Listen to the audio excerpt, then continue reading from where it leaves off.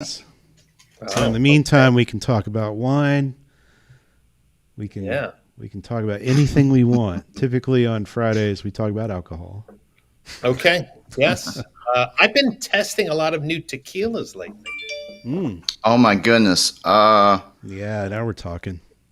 Let me find it. So Bryan Cranston and what's his name? They went together, and I guess they're just sort of repping it. It's a Moscato, I think. It's called Mezcal. It's a mezcal. It is called Dos Hombros. I don't know if you can see it, dude. No, oh my stuff? god! Oh my god! If you like smoky, it's really smoky. Mm-hmm. It is amazing. It just came out this summer.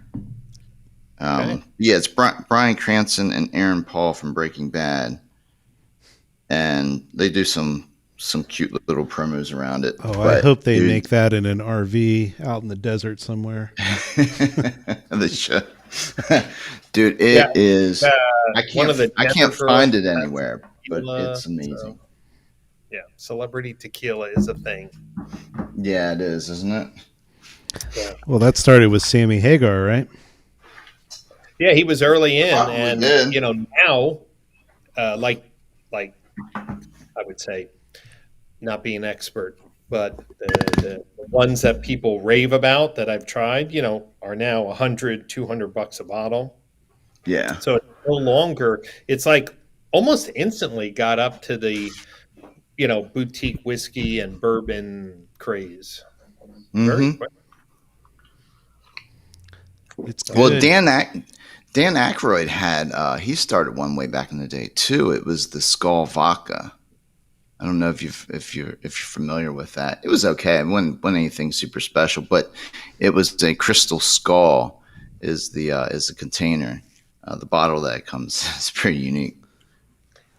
Yeah, I think for tequila, the decanters or the bottles a big thing. There's a lot of creativity. Yeah.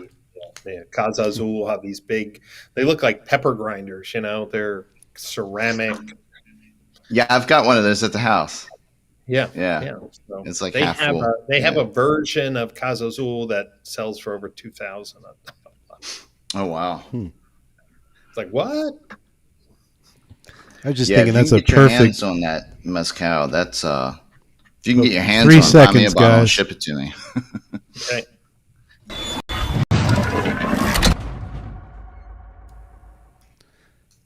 And here we are. Everyone brings good day, Brian. Boom, boom. It's great to be back on Refresh Friday. We're glad you're back, too, especially with that conversation. Yeah. Paul Schnell. What's up, Paul? Good to see you. So, yeah, do we get some new tequilas out there, folks? And if you know of any, put them in the comments. Ooh, there is so many good tequilas out there now, and I'm on a tasting spree lately. So it's amazing how much premium tequilas are going for 100, 150, 200, 250, 300. I'm like, wow, crazy. What's this Terramana? I don't know. I'm wondering if that's a name we should know. The tequila. Well, so yeah, we build this for SEM, but now we're definitely going full alcohol. Well, I think after you read the research report I put out, you may want to go straight to tequila. I'm in. Unfortunately, all we have here in the office is beer and whiskey. So. Yeah, I'm going to have to send you a bottle of something that I really like. So, here's what I found, though. There are tequila snobs because some of the tequilas have additives. Now, I say additives because they use it as a negative word, but maybe they put a little vanilla, maybe they put, something in, which, of course, there's flavorings and other things and everything. But there are tequila purists. And then there's a couple tequilas that are just fabulous. We mentioned Casa Azul, and people say, like, well, that's not a real tequila because they have some additives in there. It's like, yeah, but it tastes like great. Yeah, who cares as long as it tastes good. Right. So what I've learned is that there are tequila, fundamentalists that might look at this one brand that I love is Cabo de Oro, and it's about $85. It's fantastic. Everyone who's tried it loves it. But when I posted it on the Facebook Tequila Lovers Forum, they're like, yeah, no, they put in vanilla or something. I don't know. And it's like, yeah, that's why I love it. It's like candy. I remember when Patron was all the craze. It's all about the Right. Patron. You don't hear much about that anymore. But I've still got a bottle of espresso Patron tequila. Wow. And not really a great mix at night if you want to get any type of sleep afterwards. If you want to stay up all night, I guess it's all. Yeah, that sounds like a fighting drink. yeah, I think it is. All night fighting. Yeah.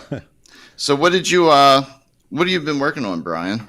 And what's the deal with this new research paper that you put out?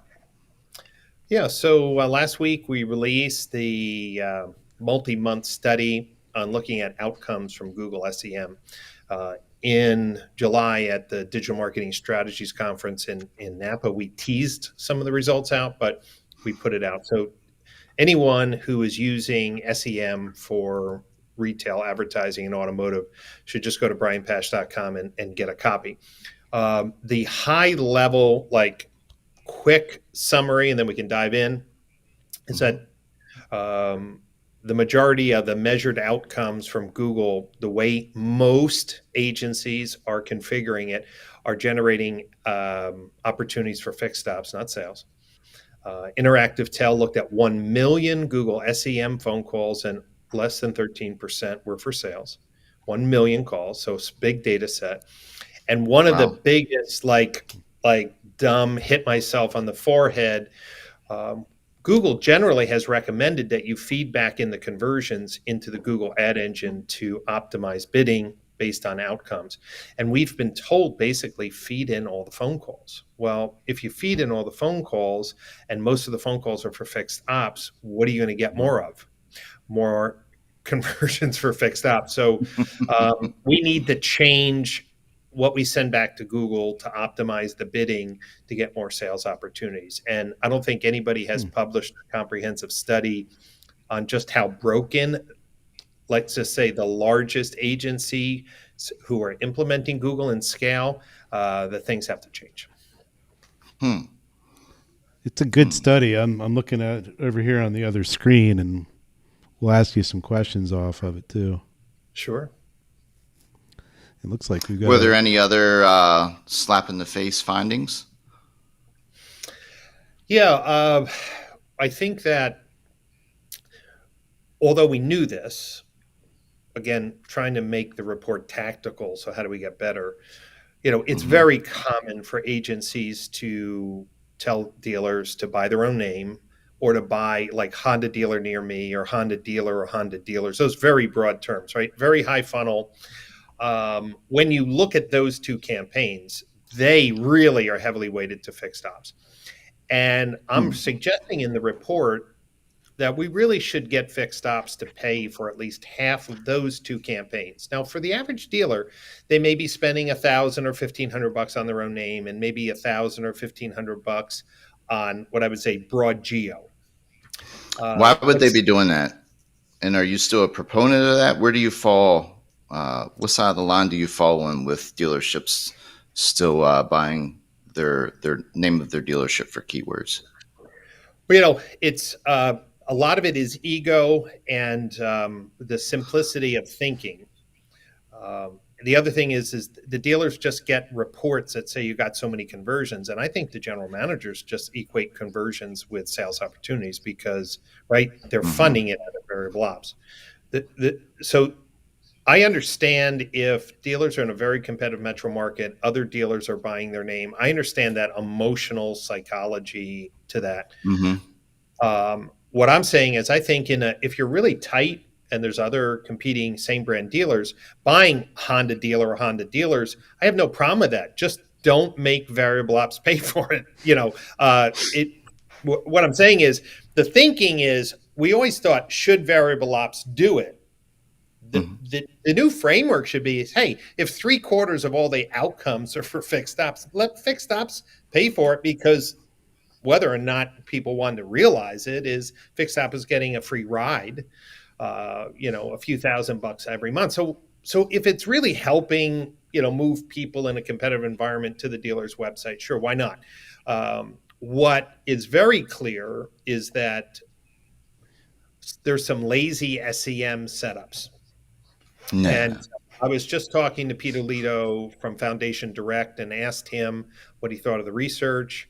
And he said, Brian, I agree with a lot of the research. The only thing you were missing is if you wanted to set up Google properly, like you asked Jeffrey, he's like, well, what are we recommending? What are some of the tactics or strategies that Google can support to do more outcomes? And I said, you're right. That research report was really, what are the current outcomes based on the OEM programs in scale? And I invited Peter and the foundation team to present at our conference in November in Palm Beach to say, okay, if big mass managed SEM programs half suck, what would you do differently? And he says, game on. We'll come to the table and say, here are some specific tactics to get more sales opportunities. Okay. Now, the current inventory levels in the dealership, and Jeff and I were talking about this a bit yesterday, but more from an SEO perspective than a paid search perspective. Like, have to wonder if some of the SEO performance is starting to fall off a little bit because there just isn't as much inventory. And I also wonder if that's partially the case with paid search. I'm just thinking this out now, because so many of these different providers, I know a company I used to work for, most of the campaigns were built off of the inventory itself. So if there's less campaigns out there for variable ops, then it would fall back and probably put more money on the fixed operations part of the budget. You see anything like that?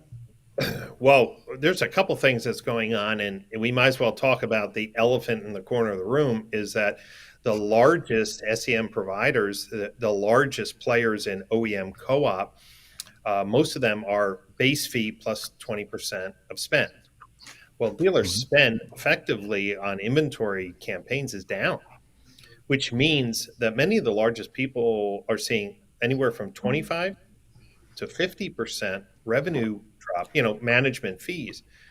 That's causing massive layoffs, people leaving, people asking to be leave. So again, be careful what you ask for, dealers.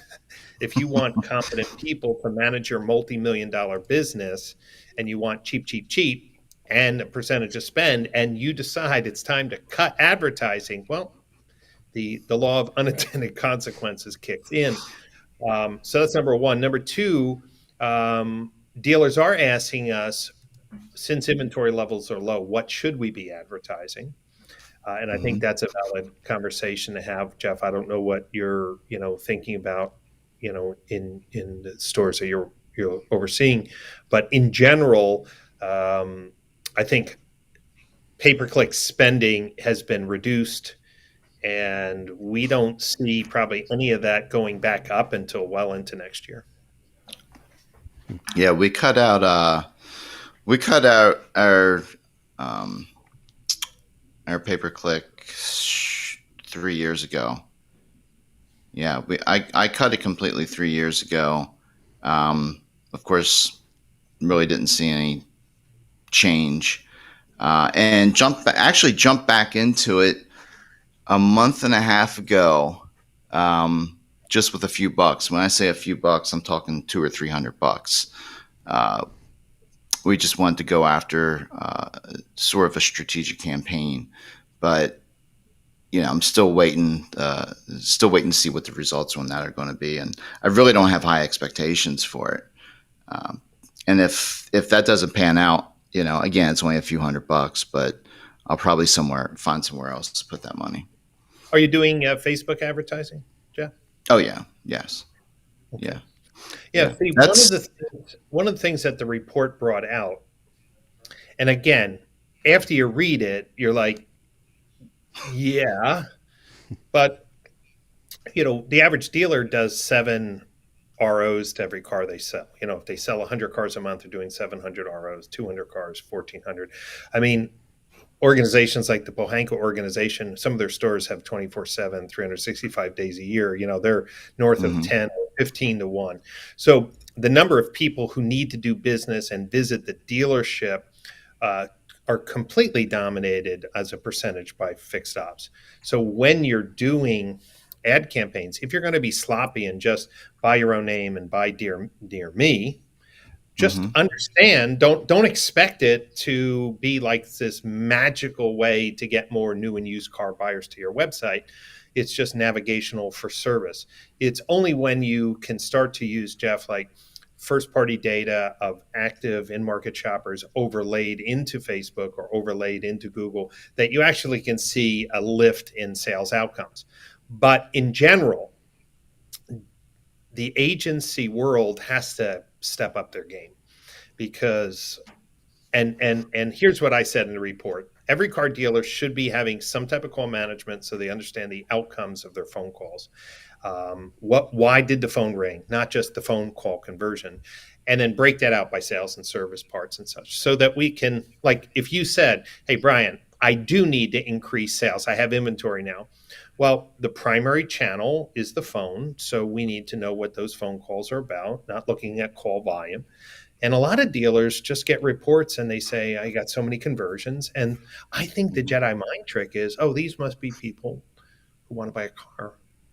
And they You take think their so? spend divided by the number of conversions. They say, oh, well, it only cost me $25 to get a consumer to want to buy a car. And I'm like, in the report, we're saying it's 5 to 10 times higher because the majority of those conversions were fixed ops. So a dealer who thinks Mm-hmm. he's getting a Google Ads lead for $25 is like $250.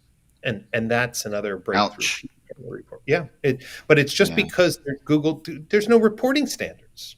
So, No, there isn't. And it's having this conversation, of course, as much as you hate to say it, the same conversation you and I probably had 10 years ago.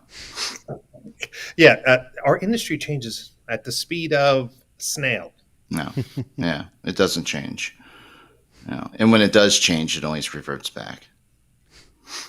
Yeah, I don't know if you've heard it anecdotally, but there was a big kind of move for digital retailing and more transparency, and now that dealers Mm-hmm. are selling cars mostly for MSRP and above, I'm wondering if we went backwards, because it's like, look, I really don't need to respond or do too much because the car is going to sell. I'm selling cars before they even hit the ground. So I wonder if Mm-hmm. this weird inventory shortage actually dealers are making maximum profits the most. Did they step back a little bit with digital retailing? And not to mention, digital retailing wasn't ready for what it was sold as. So, not only were the dealers not needing it, so it seems, but the way it was promised was, yeah, put this button on your website and people just buy cars. Yeah, I love at our conference in July in Napa. It was late. It's normally next year we'll be back in its proper position in May, but Chip Perry was on the panel and people were like, digital retailing, like is an important thing, important thing, and Chip is like, no. It's like, no, 90% of all transactions happen in the store. Let's fix that process. Yeah. Let's fix that first. Let's like be super efficient there. And then, Mm-hmm. obviously, so he's working with a company called A to Z Sync that focuses on that single point of contact, a more, you know, simpler retail transaction. Since you see so many of the retail solutions out there, is anything in the pipeline, anything that you're seeing that is maybe working, or any new technologies? I know you've always got your ear to the ground on that stuff. Yeah, I think the next generation of digital retailing has to move what I'm going to say real time retailing. Mm-hmm. And this has been a problem. Like, Roadster has had a very popular digital retailing experience because they knew that dealers would screw it up if it was a button on their website. So they effectively, right? I mean, Roadster was smart and said, we're going to control the whole experience because left unto themselves, dealer will have 3 different digital retailing buttons on their VDPs. Very smart. But they didn't have any interactive help. And, then they partnered with Live Person Mm-hmm. and to provide more interactive. Now, um, I've just got off a call with a larger dealer group, and they haven't worked out the kinks. Just bolting on a chat provider Mm-hmm. on top of the digital you know what I mean? If it's not integrated, if there's not. Yeah. So I think Roadster's learning that it's not easy to be a Gubagoo or a Car Now, right? Because they did it the opposite. They were a communications company, and then Yep. they added tools, right? It's a cultural thing. But I think what we're still doing is this chase mentality.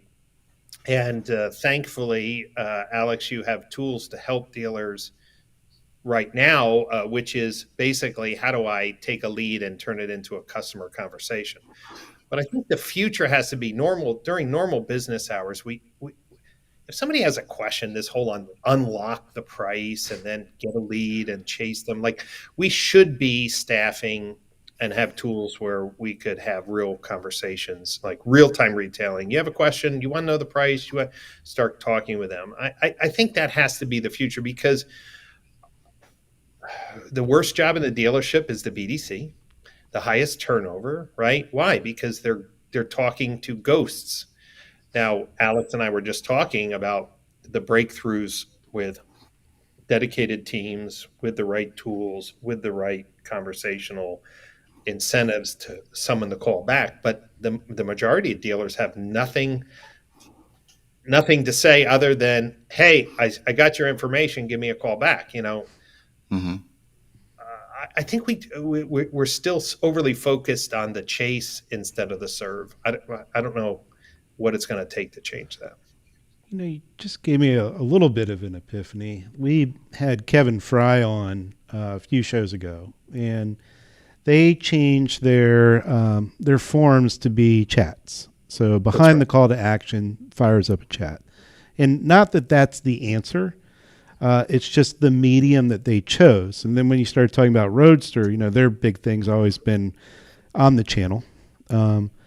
And so trying to push dealers into being in all these different mediums with this chase approach that you're talking about is definitely creating a poor experience, in my opinion, for the consumer. So I, started thinking about what you're saying here mixed with what Kevin was saying, just choosing a medium to train your people to be in. And it can't just be the showroom, it can't just be waiting for the up bus to show up. But if it's, are they really good on the phone? Or are they really good on chat? Or are they really good on email? Or are they really good on text? And maybe once you get one of those things down, you can add a second. But, Right. Right.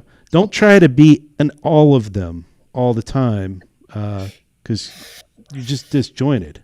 And especially if you've got multiple managed services doing this. And Jeff, you asked what else have I seen?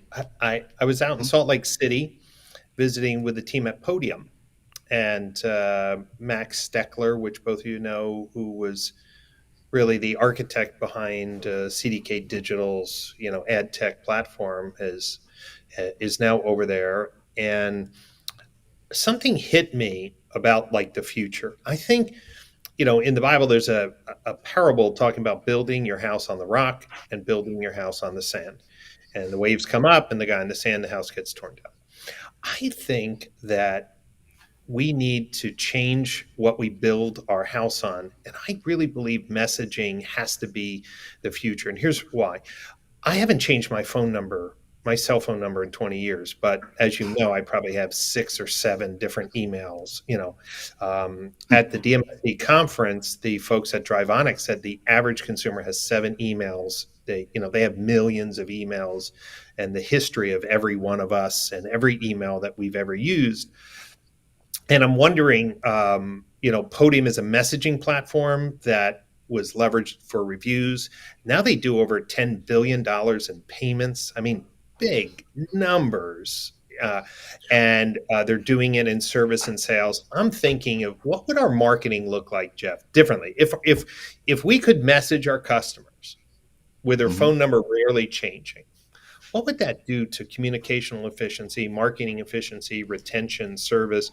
So I had an epiphany the other day, and I asked the team at Podium, I said, I want to work with a few dealers who want to change their primary communication completely to messaging. Like, I want to be in the weeds, and I want to see, it would take definitely over a year to see any measurable results.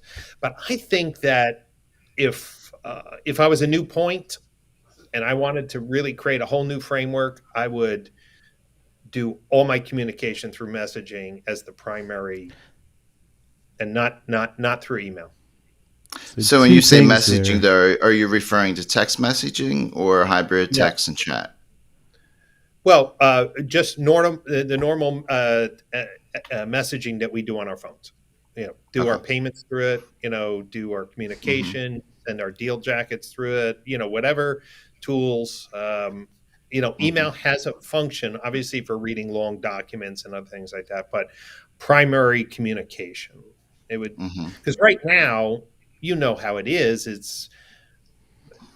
There's a lackadaisical general opinion about DMS data quality. Get an email, don't get an email, get a phone, don't get a phone. But if it was the primary method, I mean, we had the Van Horn Automotive Group did a presentation at DMSC. They moved to messaging a lot more, not 100%, but they had, again, similar to Kevin, twice as many contacts, from their customers, twice as many sales opportunities. So I think we have to think about retention, marketing, if we had a more foundation built on messaging. Yeah. You're in New Jersey right now, aren't you? Yes, sir. Yeah. I know you're there for Carrie, and our prayers and hearts go out to her right now. She could. But there is a dealer in New Jersey who is doing this. You know him.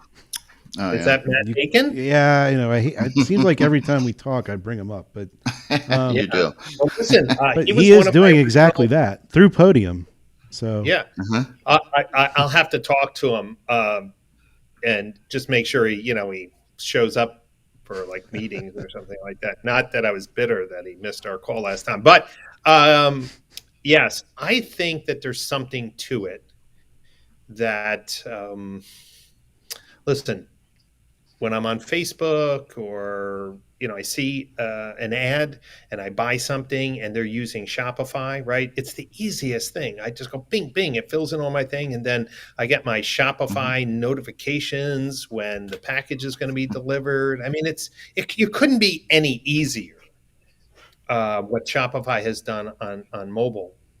And I think Podium as a platform is going to be an interesting partner. Most people thought of Podium, right, as just for reviews, but it's a lot more than that. No, people don't realize. I think they're one of the fastest growing companies in, if not the world, definitely in the United States. Not the car business, the whole country. They're all sorts of businesses. And Live Person, I was there a number of years ago, and they told a similar story on where they thought conversational commerce was, and some integrations with Lowe's and Home Depot. I've since not talked to them because some people I knew had left, but they have a big footprint.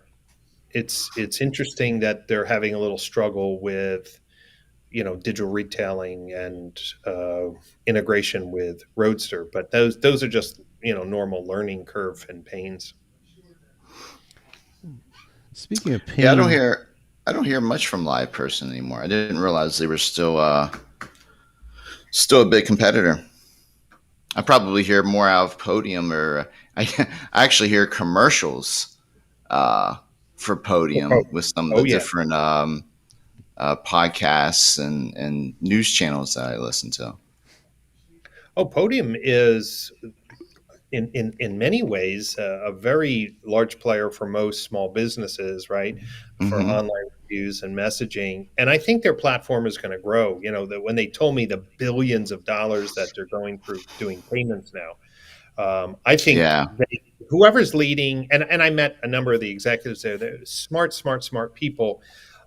Yeah. So Jeff, remember Denise Chuddy, right? Was Mm-hmm. over at that person for a little bit, and she was one of the That's first right. people that brought conversational commerce to the DMSC conference a number of years ago. And it was from that I challenged Joe Chura and Tim Cox to work with website companies to move those CTA buttons from forms to conversations. And just recently, as you mentioned, Kevin Fry at Digital Dealer did a presentation where he saw almost twice as many sales conversations.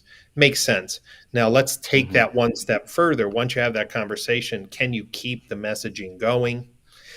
The other nice thing about messaging, just like on our phones, when somebody goes dark and then picks up, you see where you left off. Those are some hmm nice things that email doesn't do. True. Yeah. hmm yeah, for sure. I've I've still struggled, at least on the dealership level. You know, over the years we've had so many different calls to action. I've had, text to dealership, click here to text, click here to chat. Um, and chat still is probably mostly 70% service versus sales.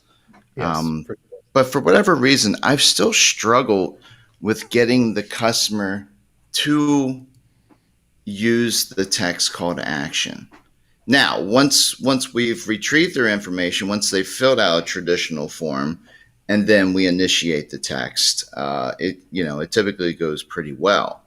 But getting that customer to respond, click here to text, either to get a question Yeah, answered, it's it just it we just don't do it seems to fall anywhere on its else. face.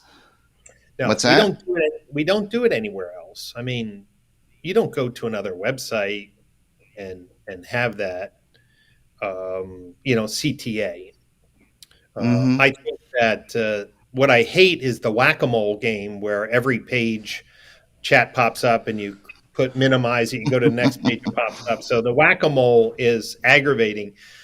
But I think that what, like you said, once somebody raises their hand, now I'm going to make the claim that what Kevin Fry shared and others have shared, that if we went to real-time retailing, we would be doing that move to messaging very quickly. It may be a chat, Jeff. It may Mm-hmm. be but quickly move that conversation off of the laptop or the desktop right into their mobile phone. I think that's kind of where we have to go, and that's where the chat companies really have to be flexible, because obviously Podium is a messaging company, not so much a chat company. And the chat companies really have to realize that it's messaging that probably has the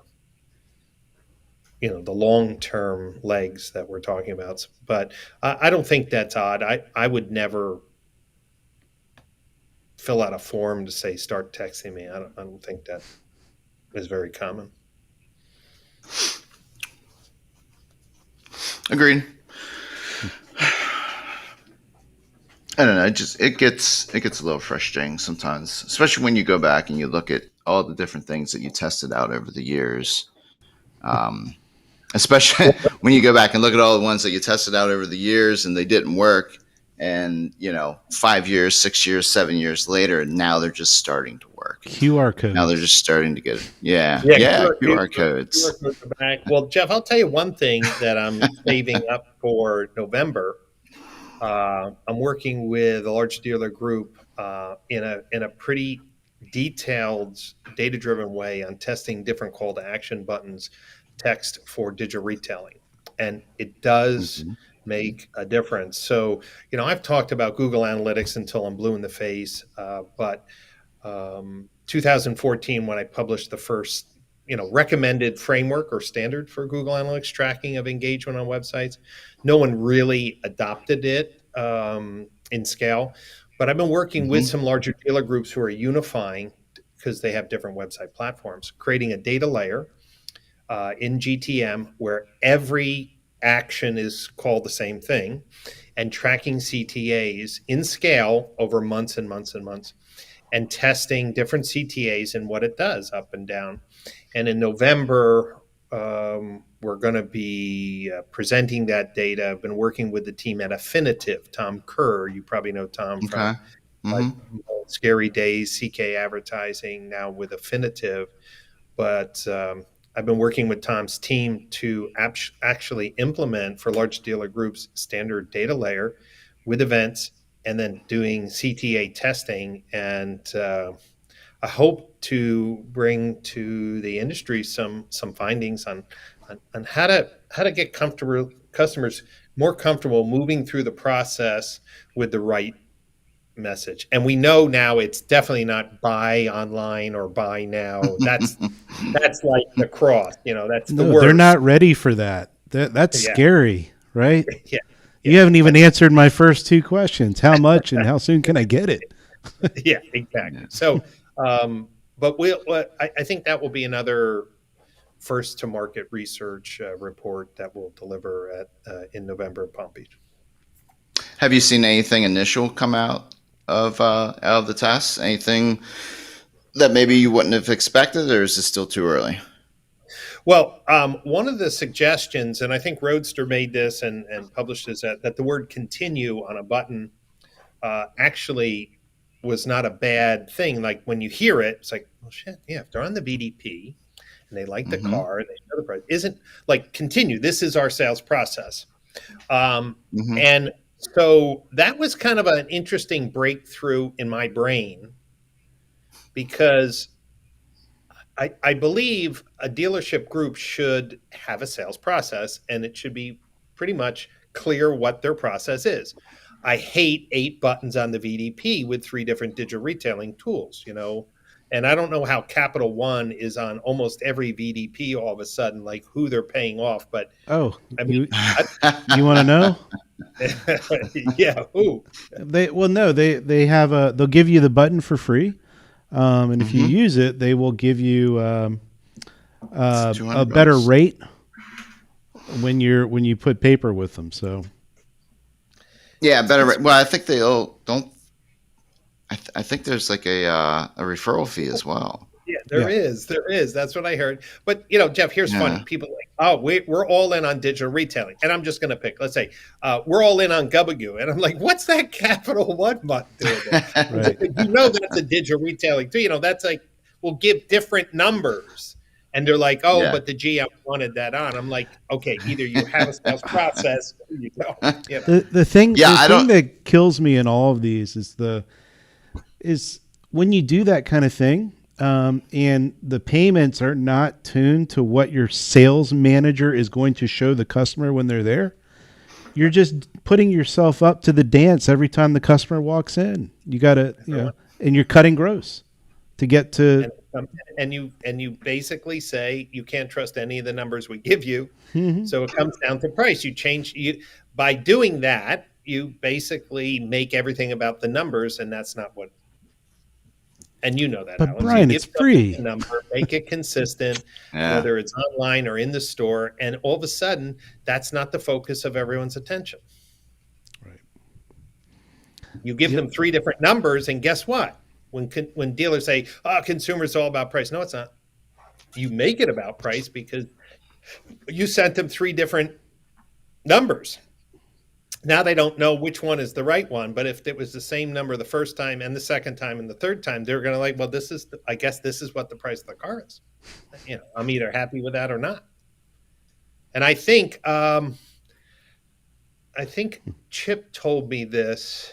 I think when you have that consistent hospitality, I think something like 60 something percent of all first pencils are accepted. Yep. Like it's a high number. Like people Mm-hmm. say, oh, people always want to negotiate.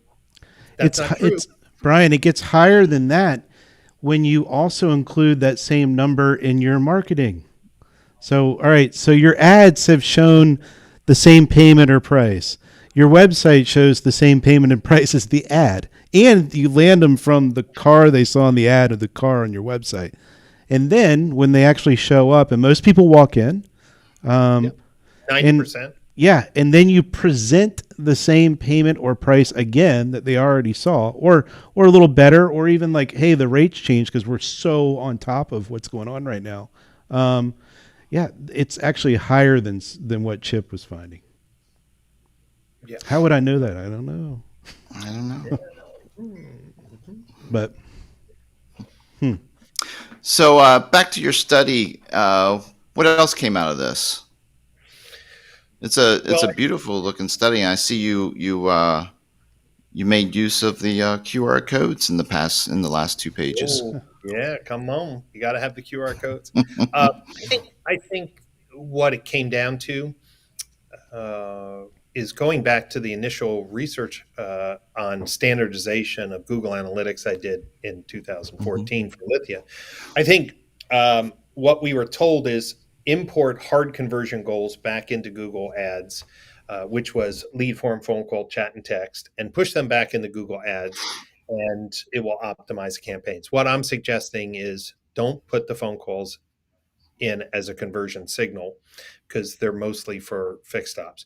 But you should set up a goal for configure to lease or finance, use the trade tools, complete a finance app, download the Carfax, did a vehicle comparison, meaning the actions that any dealer would say. If this person clicked on my Google ad and did those things, then even if they don't convert, that's worth my dime.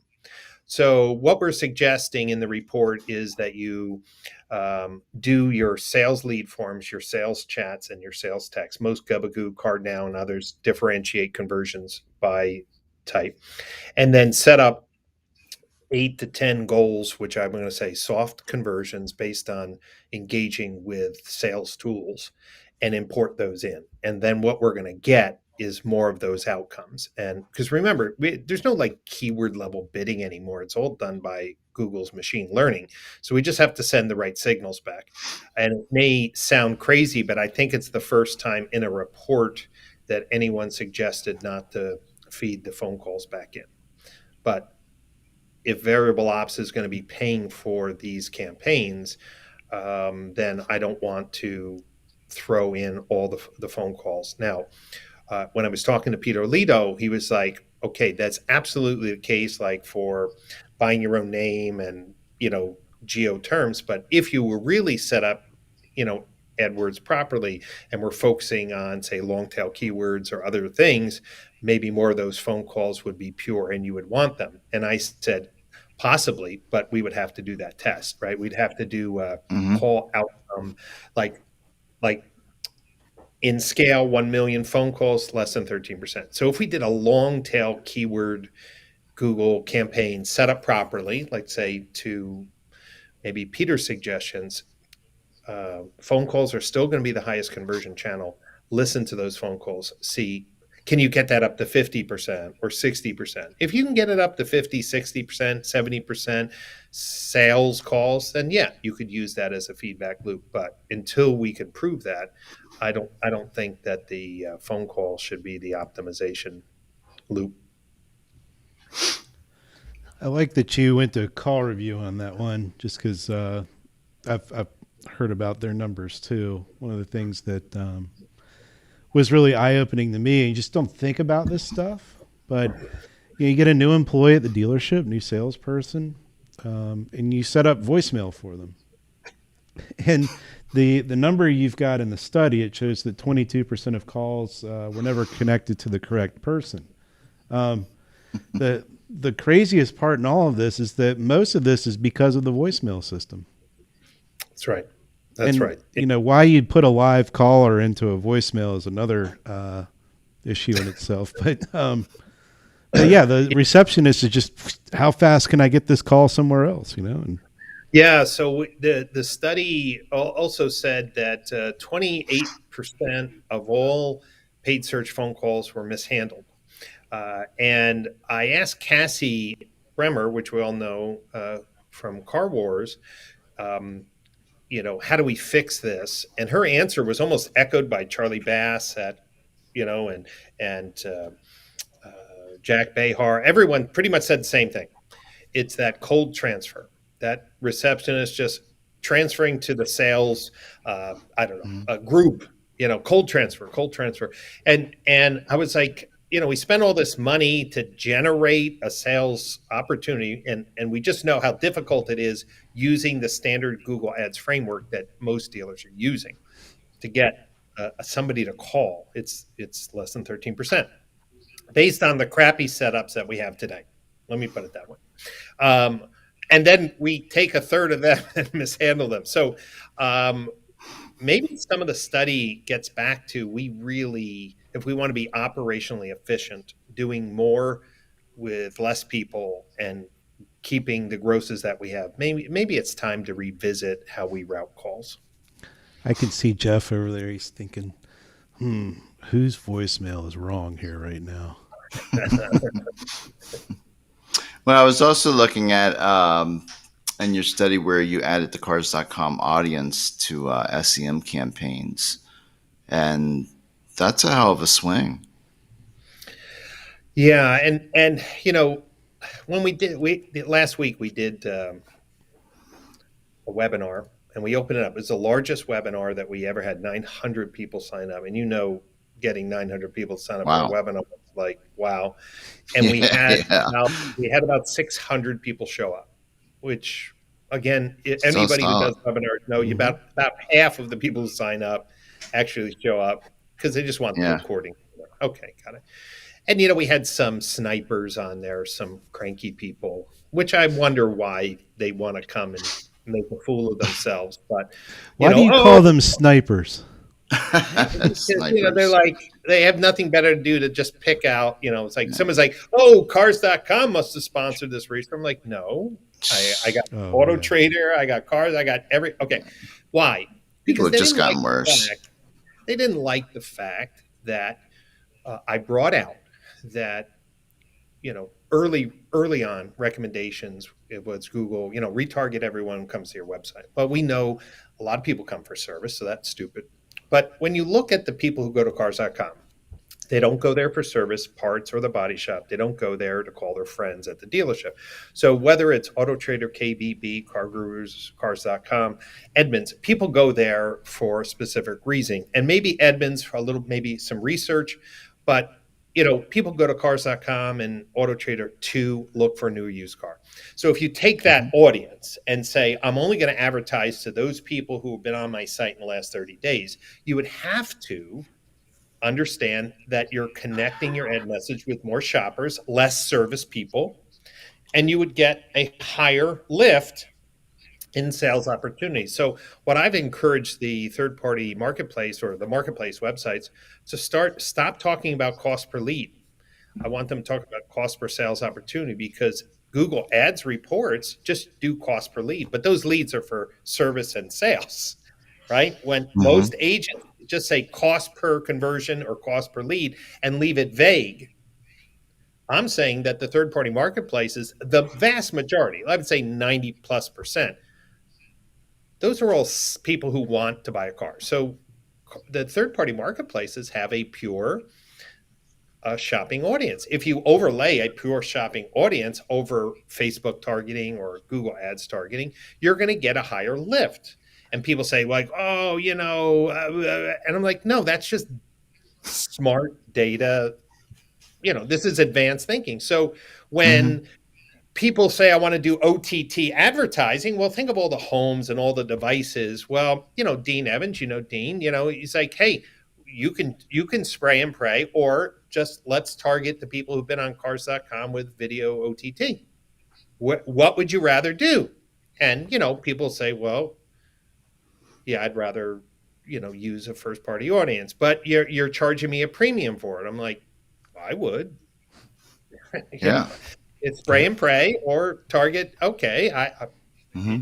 it's a juice worth the squeeze. You just dealers have to test it. But the fundamental piece, Jeffrey, is we used to kick, the dog, third party marketplaces, and say we don't need them. But more and more, the research shows that the Oh dealer's yeah. own website is so polluted from service parts, body shop, local deliveries that it's a mixed bag of shoppers. Well, think about it Hmm. this way. And Jeff and I had this conversation yesterday with current marketplace, inventory's down. So you can assume that some of your traditional marketing methods aren't as effective as they were during normal times. So the consumer isn't coming across your vehicles through organic search, for example. So let's say I'm anybody in the United States and I find out that there's a shortage of cars and maybe the car I'm currently driving is worth more than it ever would be right now. So where am I going to go? Yeah, I might have started at Google. I might have said, what's my car worth or something like that and start to go down a very generic research path on that front.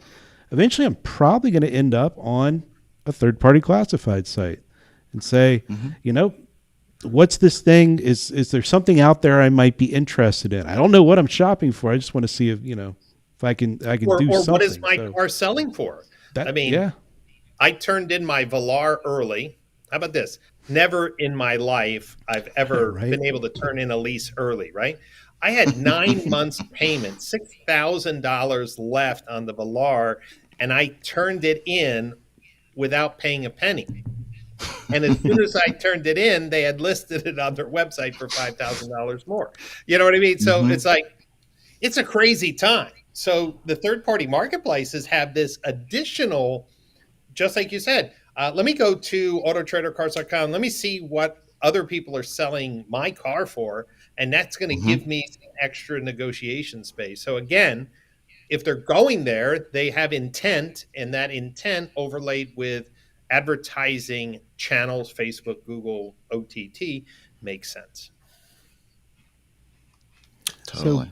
can we shift gears for the last 10 minutes? Sure.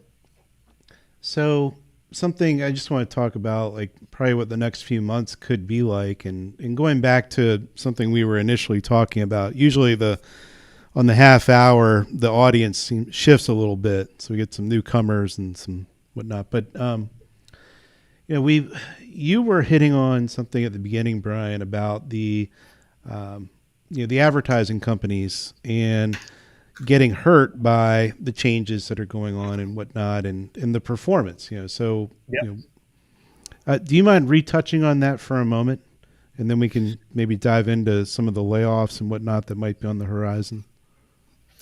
Yeah. So there, the lack of inventory has impacted a lot of the software vendors, and I think we can talk about a few of them. There's been some very notable layoffs, and then there's some other things that are creeping.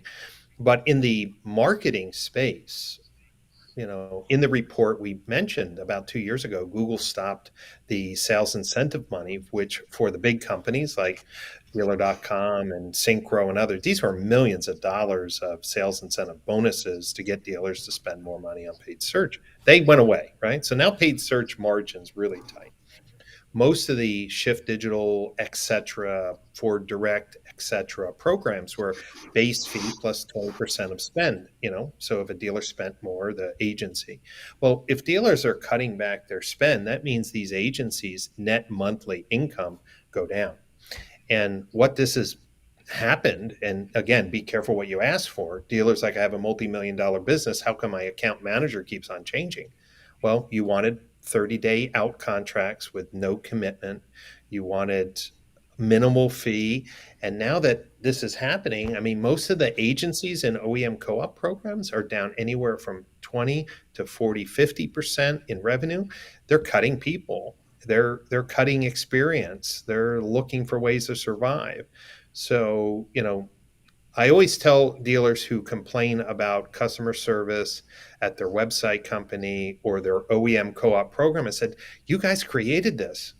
Why would I, as a business person, invest a lot of money if you can get out of a contract in 30 days? You have a bad month and you're like, let's just cancel everyone. So Mm-hmm. you wanted 30-day outs. You wanted the lowest price. You wanted a race to the bottom. You you work in an OEM that puts a middleman who takes 25 or 30% of your spend, for themselves.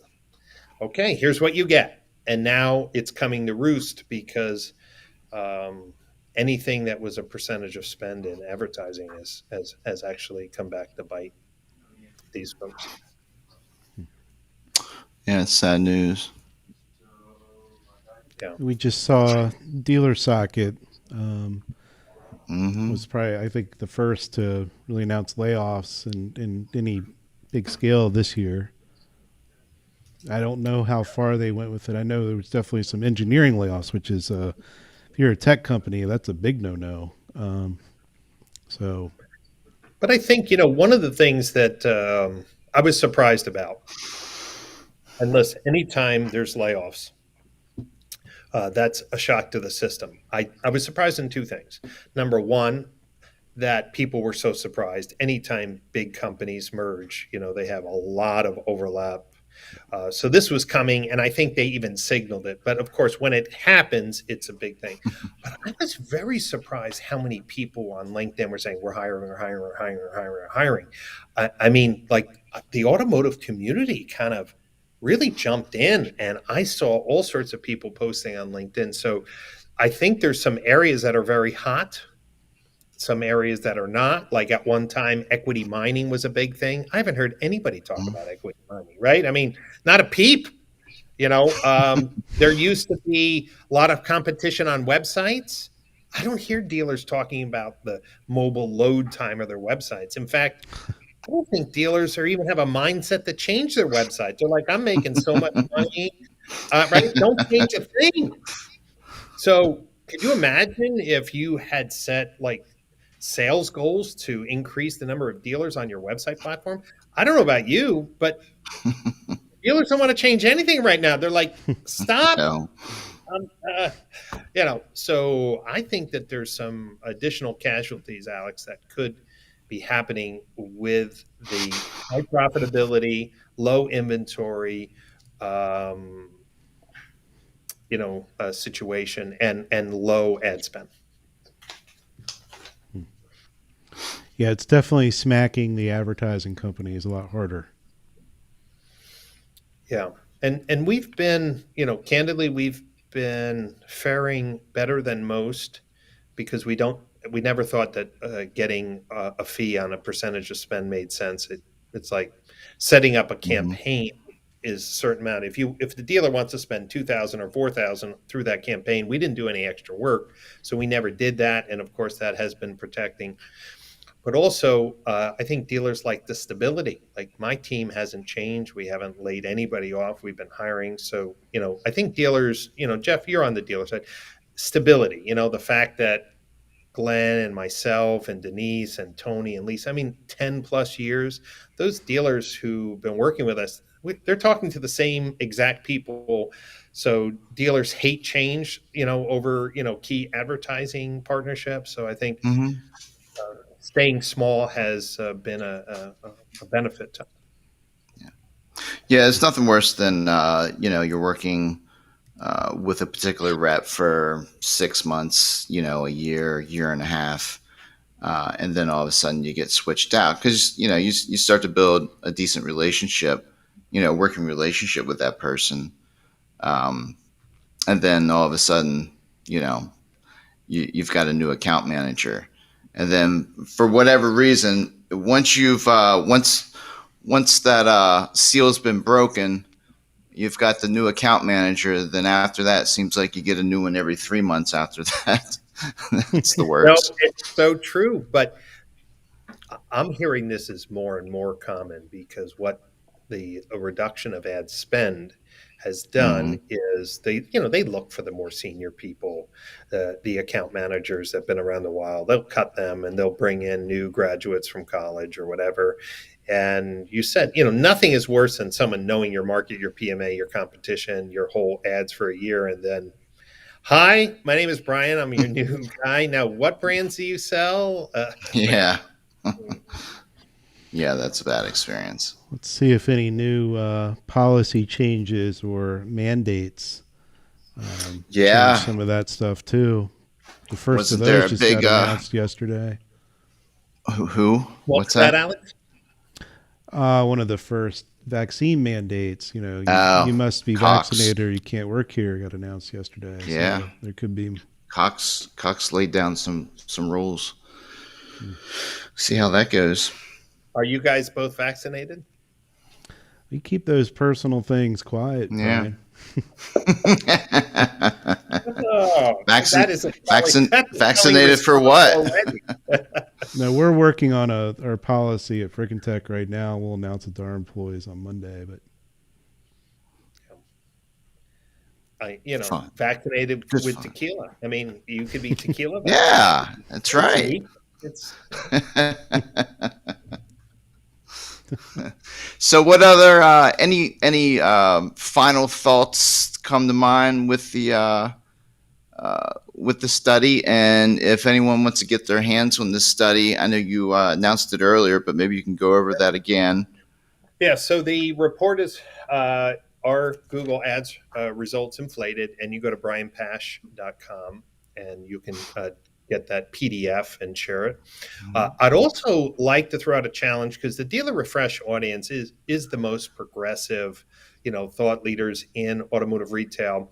And we have the Automotive Analytics and Attribution Summit coming up in November at Palm Beach. I'd Mhm. like we need a few more wow dealer case studies, people who are doing something different, that are thinking out of the box and have data driven results, not just fluff to share. I'd love to talk with you, so please reach out to me, Brian at brianpasch.com. I'd love to see if you have something that we can share in the conference setting. That's for sure. And details on the conference itself, automotiveattributionsummit.com.